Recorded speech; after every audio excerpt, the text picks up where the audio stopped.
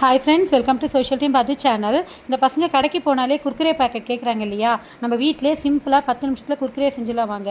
ஒரு கப் பச்சரிசி மாவு எடுத்துக்கோங்க, 2 ஸ்பூன் கடலை மாவு எடுத்துக்கோங்க. பச்சரிசி மாவு நல்லா கடாயில் வறுத்துக்கோங்க. கடலை மாவு அது கூட மிக்ஸ் பண்ணி நல்லா கலந்துக்கிட்டு அதே கடாயில் 1.5 கப் தண்ணி விட்டுக்கோங்க. கொஞ்சம் உப்பு, எண்ணெய் விட்டுட்டு இந்த 2 மாவையும் அதில் கலந்து நல்லா கட்டி வராமல் கலந்துட்டு ஒரு 2 மினிட்ஸ் மூடி வச்சுருங்க. ஆறின பிறகு கொஞ்சம் எண்ணெய் தடவிட்டு இந்த மாதிரி நல்லா பிசைஞ்சிக்கிட்டு கையில் எடுத்து நீட்டாக குர்குரே சைஸ்க்கு இந்த மாதிரி நம்ம திரட்டி ஒரு தட்டில் வச்சுக்கலாம். இது ஆல்ரெடி வெந்த மாவாயிடுறதுனால உங்களுக்கு ஒட்டாது.